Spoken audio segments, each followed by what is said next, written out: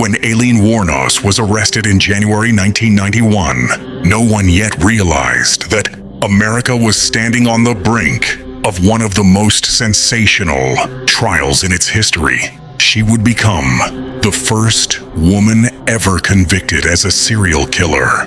But before the world saw her as a monster, the court had to decide who Aileen really was: a ruthless murderer or a victim of a brutal life. Aileen was caught after a string of mysterious killings of men who had picked up hitchhikers on Florida highways. Her lover, 24-year-old Tyria Moore, became the key witness in the case. At first, Aileen refused to confess, claiming she acted only in self-defense. "They tried to rape me. I had to kill them to survive." Her defense attorneys built their case on that line, that she had been a victim long before she ever became a killer. They spoke about her childhood, orphaned, abused, abandoned, forced into prostitution as a teenager, living on the margins of society. But the prosecution had another story. Aileen was a cold-blooded predator who robbed and murdered her clients to eliminate witnesses. The trial drew enormous media attention. Reporters from across the country flooded the small Daytona Beach courthouse to see the woman serial killer. In court, Aileen looked both defiant and broken. She laughed, cried, shouted, and cursed, all in the same day. "You have no idea what I've been through," she screamed once at the jury. Then came the turning point. The police persuaded Tyria Moore to cooperate. They recorded phone calls where Tyria gently urged Aileen to clear her conscience. Eventually, Aileen confessed. On tape, her voice was calm. "Yes, I killed them, but it wasn't for fun. They wanted to hurt me." To the jury, that was enough. The confession, emotionless, steady, almost detached, painted a chilling picture.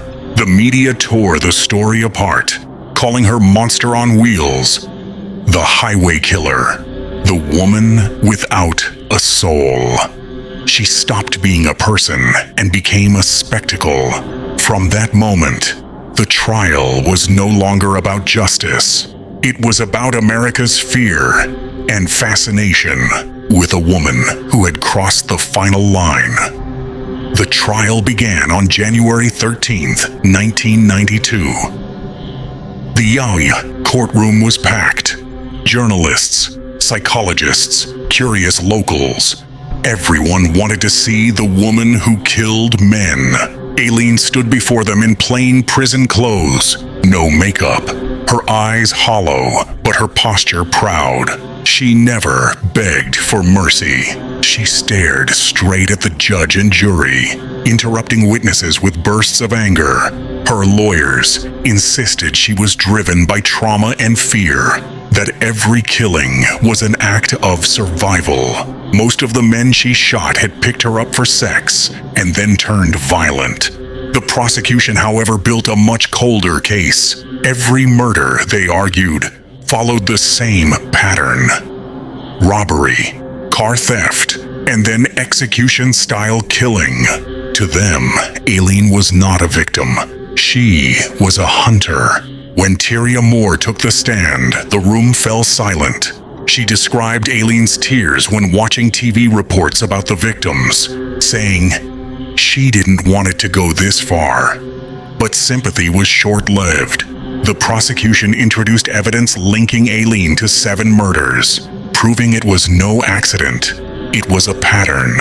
Aileen sat motionless as the verdict was read, guilty of first-degree murder. When asked if she wanted to speak, she stood up, her voice trembling but fierce. "Yeah, I killed those men, but they tried to hurt me.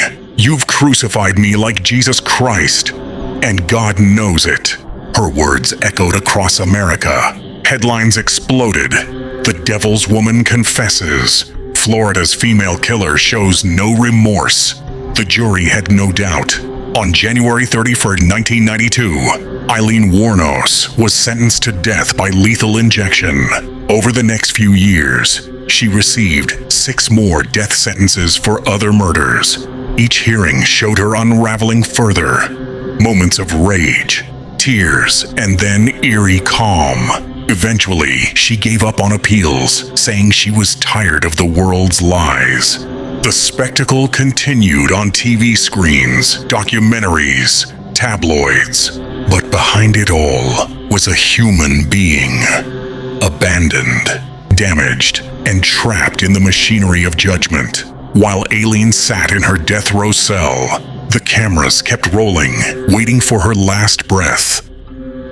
After her conviction, Aileen spent more than 10 years on death row in a Florida women's prison. She lived in near total isolation.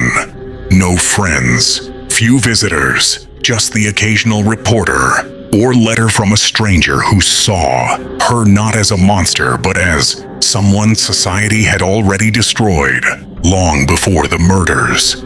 Her mental state slowly deteriorated. She began claiming that prison guards were poisoning her food, that the government was testing sound weapons on her. She heard voices, saw visions, and said she was being watched by invisible forces. Psychiatrists diagnosed her with paranoid schizophrenia, but it didn't change her fate. Aileen stopped asking for mercy. In fact, she demanded her execution. "I want to die," she told journalists. "I'm tired of this world of lies. If God wants me, let him take me now."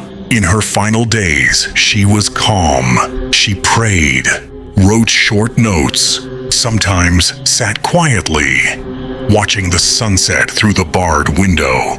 The day before her execution, she refused to see her attorney, saying simply, "We've said everything." On October 9th, 2002, Aileen Wuornos was led into the death chamber. She looked peaceful, even smiling, when offered the chance to speak her final words. She lifted her head and said, "Yes, I'd just like to say I'm sailing with the Rock, and I'll be back, like Independence Day, with Jesus, on a spaceship. I love you all. I'll be back." Her final words left everyone stunned, bizarre, yet heartbreakingly sincere. Moments later, the injection was administered, and her heart stopped beating. Aileen Wuornos became the 10th woman executed in the United States after the death penalty was reinstated. Her ashes were later buried under a tree in Michigan, where her life had begun. A year later came the documentary, and in 2003, the film Monster, starring Charlize Theron, who won an Oscar for portraying her. The movie revealed not just a killer, but a broken soul, someone whom life itself had already sentenced long before the court did. Aileen left behind not just a story of blood, but a question that still haunts society. Can a person who has only ever known cruelty still be capable of goodness? Maybe that was her true punishment. One deeper than death itself.